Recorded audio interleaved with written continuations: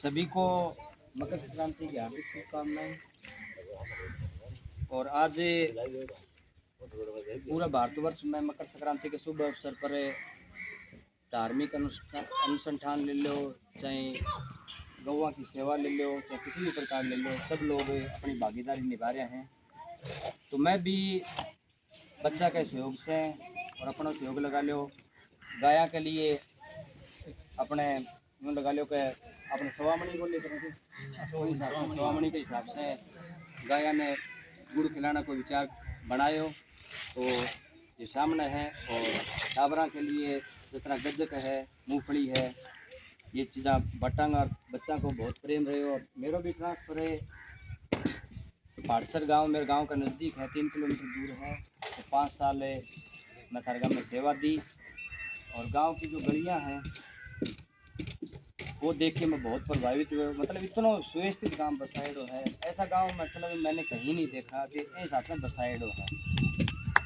लगभग बहुत पतली पतली गलियाँ हैं, लेकिन इतना शानदार भाई, किसी का जिस आदमी का भी योगदान है, पूरे गांव को योगदान है, तो बहुत बढ़िया। और गांव का बच्चा है, इतना सहयोग भाई बच्चा है, ये बहुत इनको बच्चा को सहयोग रहे हो। इसमें खेल ग्राउंड हो, चाहे अपने ये खेल का नाम मंदिर हो, चाहे स्कूल हो, वहाँ पे पेड़ पौधा लगाओ, चाहे और चीज़ हरियाली बढ़ाने की पूरी कोशिश की। और ना बच्चा बहुत सहयोग करे, गाँव वाला भी बहुत सहयोग करे। तो आज के शुभ उपलक्ष्य में मैं 5 बातें कहना चाहूँगा। गाँव का जिम्मेवार आदमी देखते हैं, एक अभियान है अपन चलाना पड़ेगा। उस अभियान को नाम है पंच परिवर्तन। पंच परिवर्तन में क्या है कि सबसे पहले पंच परिवर्तन में पहलो नाम है कुटुंब प्रबोधन। कुटुंब प्रबोधन का मतलब है कि अपना जो परिवार है ना, वो परिवार एक जगह बैठे मतलब अलग अलग हो गया। कहने को तात्पर्य कैसे कि मोबाइल सोशल मीडिया ऐसी आ गई, बाहर ने पहले कोई नौकरी करे करते ना, तो वो आदमी बाहर लो आदमी घर से जुड़े रहे करते। लेकिन मोबाइल के कारण आज के टाइम में जो आदमी अंदर बैठे हो, कमरे के अंदर बैठे है, वो घराना से न जुड़ती, बाहरला से जुड़ रहे।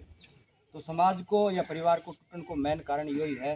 तो अपने समाज परिवार में जितना भी परिवार सदस्य हैं, तो सप्ताह में एक दिन साथ में भोजन करें, दुख सुख की बतलावे। और जो मोबाइल को जो दुष्प्रयोग हो रहे हैं उनके बारे में बात करें।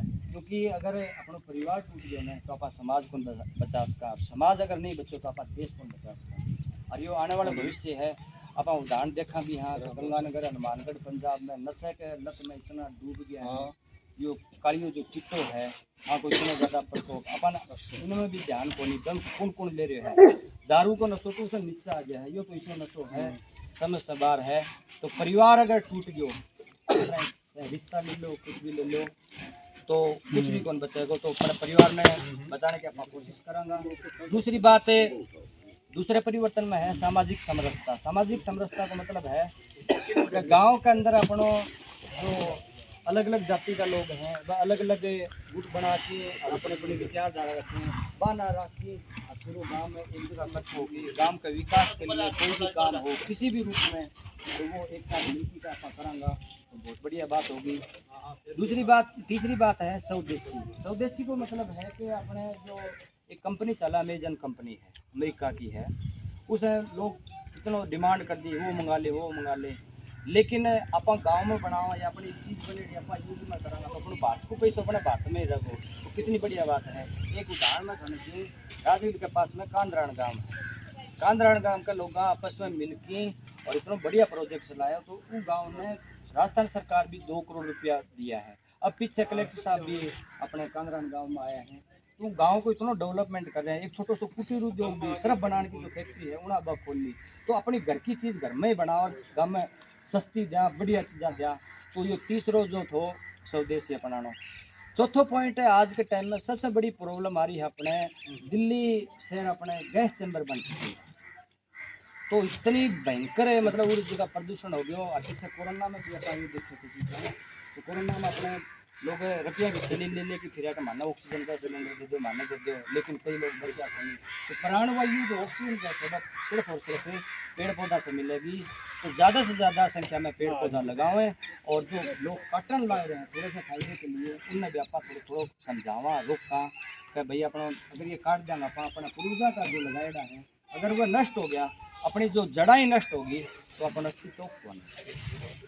पांचवी बात रहेगी कि अपन कई बार क्या है कि आप अधिकारा की बात कर लिया, अधिकार छोड़ के आप और अपन कर्तव्य को पालन कौन करा। कर्तव्य को पालन कैसे, जैसे सरकार एक रूल लगा रखी है कि मोटरसाइकिल पर चलो कितनी भी दूर जाओ, चाहे मतलब हेलमेट लगा के जाओ, वो अपनी सुरक्षा खातर है। लेकिन कई क्या हुआ कि मेरे बाड़ा की स्टाइल बिगड़ जाएगी, मैं भूडो लागूंगा और लागूंगा, तो उसमें अपनी सुरक्षा खातर सरकार को हेलमेट लगाना चाहिए। वो अपनों की है, कर्तव्य है। बाद में आप अधिकार की बात करा, जैसे गाड़ी चलाओ आप, तो गाड़ी चलाओ तो सीट बेल्ट लगानी जरूरी है। और आप किसी जगह चल कोई भी काम है सार्वजनिक स्थान की, आप कोई चीज़ होंगी तोड़ फोड़ करा, तो ये चीज़ा अच्छी बात अपन बात कर, संविधान में भी ये चीज़ा लिखे देंगे कि अपना मूल कर्तव्य तो पूरा पढ़ना तो अच्छी प्रकार से मिला। अकेली शिक्षा है ना, अकेली शिक्षा सिर्फ ज्ञान प्रोवाइड करवाओ है, लेकिन समझ विकसित कौन करवाओ। समझ कौन देगो, समझ देगो समाज। तो समाज में अपन सब एक साथ मिल बैठ के, और कोई भी गांव की अगर समस्या है तो उन्हें समाधान करना चाहिए। समस्या नहीं देखनी चाहिए, उनको ये देखना चाहिए अपन ने समाधान देखना चाहिए। कोई भी प्रोग्राम हो गांव के अंदर है, तो उसमें सब ने भागीदारी होनी चाहिए।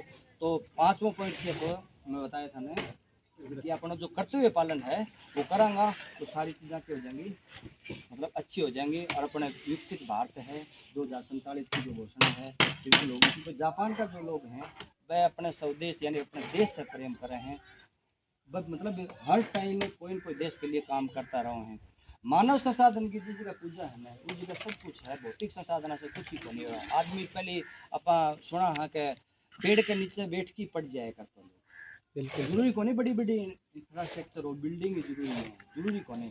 मानव संसाधन की जिस जगह इज्जत होगी तो सब कुछ बढ़िया रहेगो। और इतना ये जो आए हैं विद्यार्थी हैं, गांव का महानुभाव हैं, बुद्धिजीवी लोग हैं, और बहुत बहुत धन्यवाद। और मेरा जो 5 साल हैं बहुत बढ़िया रहा।